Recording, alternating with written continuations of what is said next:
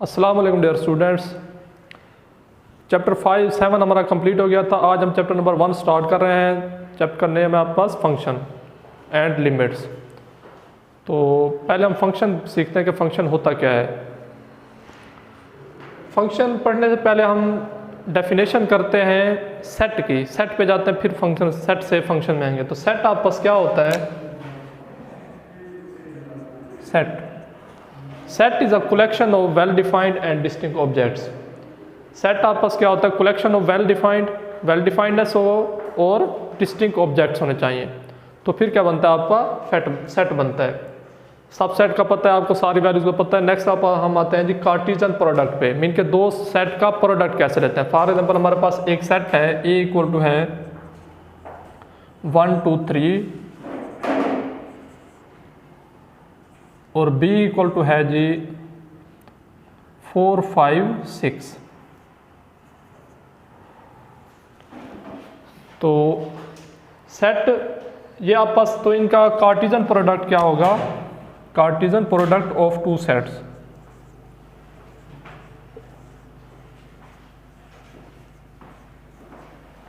Cartesian product, let a and b are two non empty sets. Let कर लें जी आपके पास a और b क्या है? टू नॉन एम्प्टी सेट है। Then their Cartesian product is defined as, then their Cartesian product is defined as a cross b equal to a comma b such that a belongs to a and b belongs to capital B। तो ये आपके पास क्या होता है? दो set का Cartesian product. और इसको जो जी हमारे पास ये चीज़ है, इसे क्या कहते हैं? Order pair. ये आपके पास क्या होता है? Order pair. और ये भी याद रखना है आपने कि a comma b not equal to होता है b कॉमा a के। a comma b, for example a comma b की जगह हम लिख लेते हैं x कॉमा y है, इक्वल टू एस टी होता है। कब होता है? If and only if. ये क्या मतलब है? If and only if x is equal to क्या हो आपके पास? s and y is equal to क्या हो? t हो। सेम एलिमेंट्स हो तो फिर इक्वल होते हैं।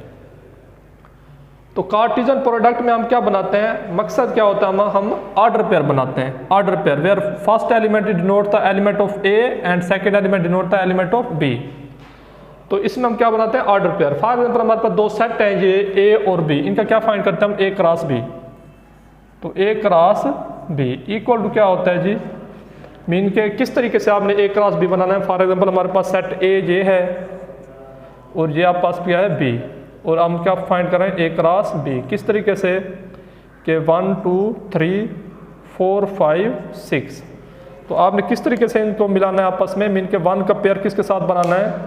4 के साथ भी बनाना है, 1 का पेयर 5 के साथ भी, 1 का पेयर 6 के साथ भी।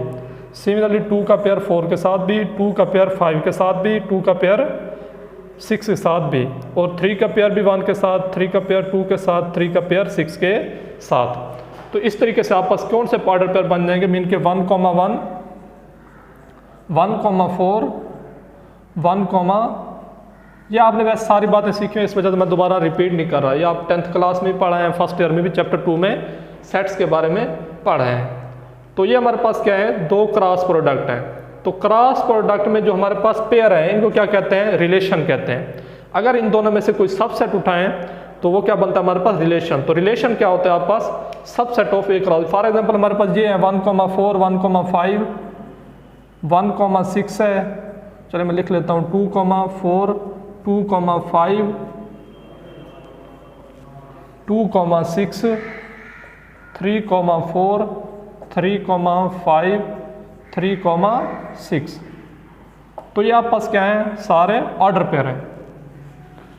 अगर मैं इनमें से रिलेशन उठाता हूँ एक अपनी मर्जी का, वो क्या हमारे पास कि 1 1,4 और 2,4 और 3,6, ये मैंने एक रिलेशन हुआ है। तो इसका मतलब क्या हुआ कि बाइनरी रिलेशन, ये बाइनरी रिलेशन है, बाइनरी मतलब 2, बाइनरी मतलब 2, तो जोड़े हैं, ये क्या है, पेयर्स हैं, इस वजह से बाइनरी रिलेशन कहते हैं। तो ये रिलेशन क्या आप पास सबसेट होता है A क्रॉस B का। क्लियर है?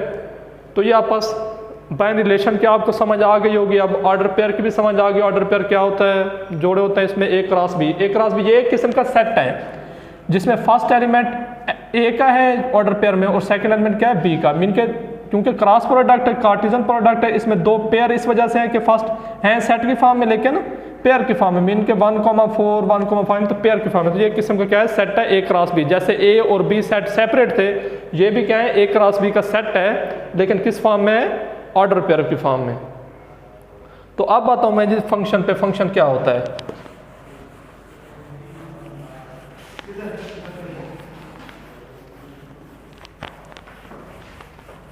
तो आप पास फंक्शन क्या होता है जी।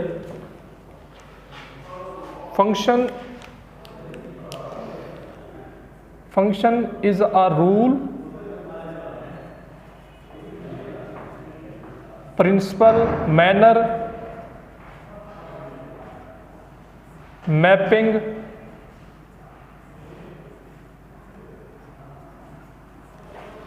प्रिंसिपल, मैपिंग, मैनर, या आप पास क्या कहते हैं, कोरेस्पोंडेंस कह दें, correspondence that each element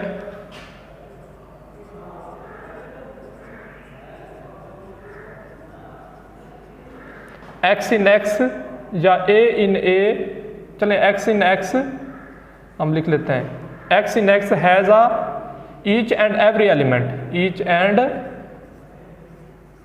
every element, x in x has a unique image y in y। तो इस स्टेटमेंट को समझने से पहले मैं कुछ फंक्शन बनाता हूँ, आपको उससे समझ आ जाएगी। हमारे पास फॉर एग्जांपल दो सेट हैं, ये आपके पास x है, ये क्या है, y है। 1 2 3 4 5 6। एक और सेट है, ये आपके पास x है, ये क्या है, y है। एक और सेट है आपके पास, ये आपके पास x है, ये क्या है, y है। तो ये आपके पास y है, ये x है, ये y है, ये x और ये y। सिमिलरली 1 2 3 4 5 6 सेम एलिमेंट्स हैं, 1 2 3 4 5 6। लेकिन कि मैं मैपिंग डिफाइन करता हूँ इस तरीके से, ये आपके पास मैपिंग होती है कि 1 goes to 4, 1 goes to 5, 2 goes to 5, 3 goes to 6, 1 goes to 4, 2 goes to 5 और 2 goes and 1 goes to 4, 2 goes to 5, 3 goes to 6। यहाँ पर डिफरेंट मैंने सेट्स लिखे हैं, तो इनमें बताना है कि आप पास ये फंक्शन हैं या नहीं है, ये आपने बताना है, दिस इज अ फंक्शन और नॉट। तो हमारे पास क्या है, function is a rule, manner, mapping, correspondence that each element x, each and every element x in x। Mean के ईच का मतलब है हर element x in x। Mean के हमने x के सारे एलिमेंट्स का यूज करना है, x के सारे एलिमेंट्स का यूज करना है, y in y, each element x in x, y in y। तो मतलब पहली बात का क्या है कि आप पास each every element x in x has a unique image. क्या होना चाहिए, यूनिक इमेज। तो पहली बात क्या है कि हमने फंक्शन के सारे एलिमेंट्स का यूज़ करना है जो हमें दिए हुए हैं, तो हमने ये सारे एलिमेंट्स यूज़ कर लिए। दूसरी बात उसने क्या कही है कि दूसरी बात आप पास यूनिक इमेज होना चाहिए। क्या होना चाहिए, यूनिक इमेज होना चाहिए। तो इससे क्या हो रहा है, दो इमेज बन रहे हैं, 1 4 पे भी मैप कर रहा है, 1 5 पे भी मैप कर रहा है। तो इसका मतलब क्या है कि ये हमारा फंक्शन पहली डेफिनेशन सेटिस्फाई नहीं कर रहा है, इस वजह से ये क्या है, नॉट अ फंक्शन। ये आप पास ये फंक्शन नहीं है, नॉट फंक्शन। सेकंड में देखें, सेकंड में क्या कह रहा है, each and every element has a unique image. इसमें यूनिक इमेज तो है 1 goes to 4, 2 goes to 5, लेकिन ईच की बात, पहली कंडीशन कि हमारे पास ईच होना चाहिए, डोमेन के सारे एलिमेंट्स का यूज करना चाहिए, लेकिन हमने तो सारे एलिमेंट्स यूज नहीं किए, ये 3 तो हमारे पास रह गया है। तो इस वजह से ये हमारा फंक्शन नहीं है, ये भी आपके पास फंक्शन नहीं है, नॉट अ फंक्शन। अब आ जाए जी एक्स और वाई पे, ये हमारे पास फंक्शन है। तो इसमें क्या है हमारे पास कि each and every, her element use हुआ है, डोमेन सारे एलिमेंट यूज हुए हैं फंक्शन के, 1 भी यूज हुआ है, 2 भी यूज है, 1 goes to 4, 2 goes to 5 and 3 goes to 6। But और हमारे पास यूनिक इमेजेस हैं, ये देखिए हमारे पास क्या है, एक एलिमेंट के यूनिक इमेजेस हैं। यूनिक इमेज का मतलब आप ऐसे समझ लें कि आप लोग एक निशान लगाते हैं तीर से, तो एक तीर से 2 निशाने तो नहीं लग सकते। तो इसका मतलब क्या हुआ कि हमारे फंक्शन में अगर एक तीर से मीन के एक एलिमेंट 2 पे मैप हो रहे थे, इसका मतलब है फंक्शन नहीं है। तो पहली बात क्या है कि एक एलिमेंट एक पे ही मैप हो। दूसरी बात क्या है कि हमारे पास ईच मीन के हर एलिमेंट हमने यूज करना है। ये नहीं है कि हमारे पास एक्स के जो एलिमेंट्स हैं ये सारे यूज होने चाहिए, ये नहीं है कि एक एलिमेंट यूज हो एक ना हो, तो फिर फंक्शन नहीं होगा। तो अगेन मैं अब डेफिनेशन पढ़ता हूँ फंक्शन की क्या होती है। Function is a rule, manner, mapping, correspondence that each and every element x in x has a unique image y in y। अब हम इसको लिखते कैसे हैं ये आपको समझ आ गई होगी। तो इसको मैथमेटिकली कैसे लिखते हैं,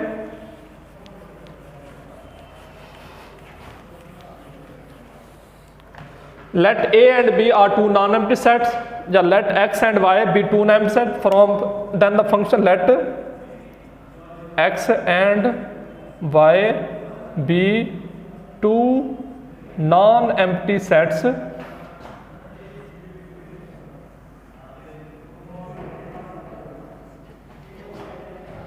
then the function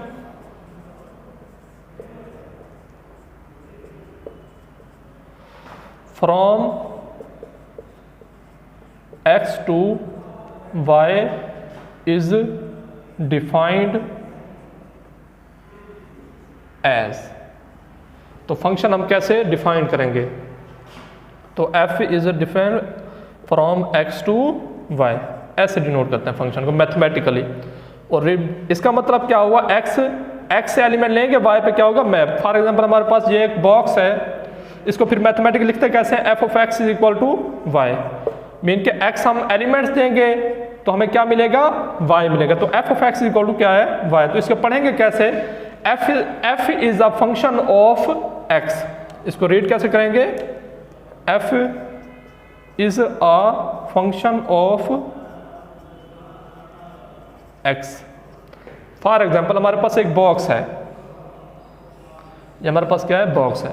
ये हमारे पास क्या है, इधर से क्या दे रहे हैं हम, x दे रहे हैं, मीन के x दे रहे हैं और फंक्शन है जो इसमें हम f, जब फंक्शन क्या है, एक किस्म का ऑपरेशन है जो इस x पे ऊपर डिफाइंड होगा और हमें क्या देगा, f of x, मीन के f पे ऊपर फंक्शन लगा x। तो हमारे पास ये इसको किसके इक्वल रखते हैं, y के इक्वल। तो हमारे पास फंक्शन क्या डिफाइंड है, f is a function of x which is equal to y। तो ये आप पास क्या होती है फंक्शन की डेफिनेशन। अब हम आते हैं जी नेक्स्ट, कंटिन्यू करते हैं। तो मैं इसे रेज कर देता हूं।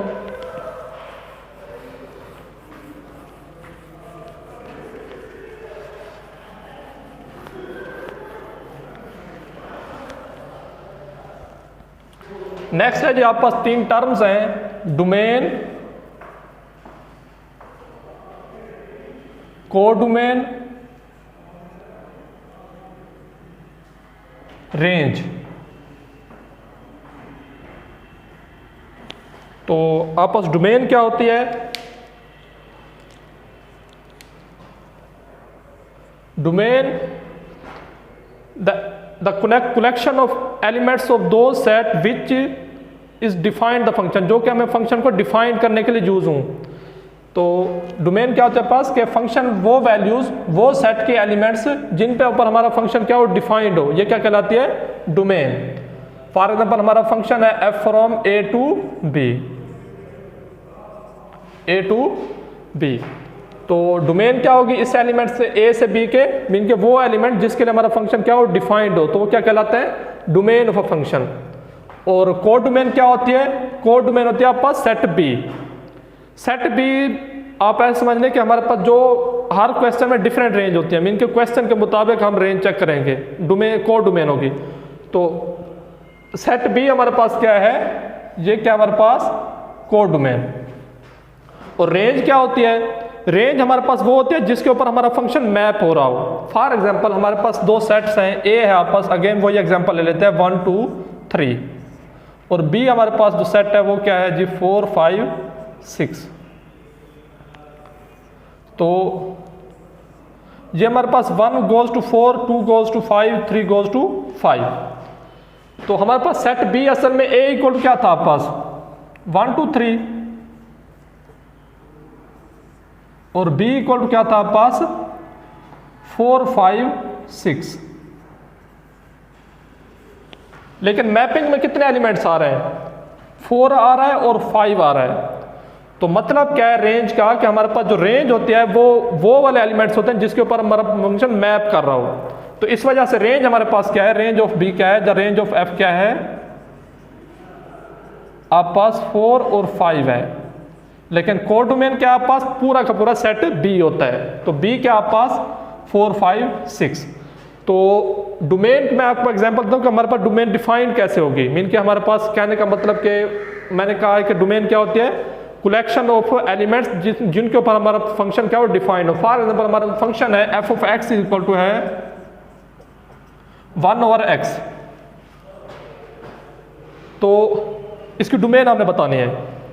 तो x की जगह पे आप जब 0 रखेंगे तो आंसर क्या आएगा अनडिफाइंड। मतलब क्या है कि डिफाइंड ही नहीं है। मतलब क्या है हमारा कि हमारे पास ये इसका आंसर ही नहीं आ रहा। तो आंसर मिल नहीं रहा तो इसका मतलब है फंक्शन 0 पे क्या है अनडिफाइंड है। तो हमारा डोमेन का एलिमेंट्स वो नहीं होगा। डोमेन के एलिमेंट्स क्या होंगे फिर set of all real number. तो डोमेन ऑफ एफ इस फंक्शन क्या होगी set of all real number except 0 इस फंक्शन की। क्लियर है। अगर हमारे पास एक और फंक्शन है f of x equal to है 1/x minus 2 under root x minus 2 under root. तो इक्वल टू क्या आएगा जी आप पास x जगह हम रखें x माइनस 2 मतलब x माइनस 2 0 के इक्वल नहीं होना चाहिए, क्योंकि अगर जब नीचे 0 आ गया तो हमारा फंक्शन क्या हो जाएगा अनडिफाइंड। तो इसका मतलब क्या हुआ कि x minus 2 not equal to 0 mean के 0 नहीं होना चाहिए, नॉट इक्वल टू 0। अगर ये 0 हो गया तो हमारे पास फंक्शन क्या हो जाएगा अनडिफाइंड। तो मतलब क्या है कि x किसके इक्वल नहीं होना चाहिए x is not equal to 2 minus 2 है राइट साइड पे क्या हो जाएगा +2, क्योंकि जब x की जगह आप 2 रखेंगे 2 माइनस 2 0 पे क्या हो जाएगा फंक्शन हमारा अनडिफाइंड। क्लियर है। और हमने कॉम्प्लेक्स नंबर भी नहीं आना, हमारे पास डोमेन में कॉम्प्लेक्स नंबर भी नहीं होंगे। अगर आप x जगह रखें -1 तो -1 माइनस 2 -3 अंडर रूट में माइनस आ गया, इस वजह से भी क्या हमारी डोमेन डिफाइंड नहीं है। तो मतलब क्या है हमारे पास के फंक्शन हमारे पास डोमेन क्या होना चाहिए कॉम्प्लेक्स नंबर भी नहीं आने चाहिए। तो ये हम एग्जाम्पल में हमारे क्वेश्चन भी हैं, तो डोमेन का हमारा टॉपिक कंप्लीटली है, तो इस वजह से हम नेक्स्ट डिफाइन करेंगे। तो अब हम आते हैं जी graphical representation of a function.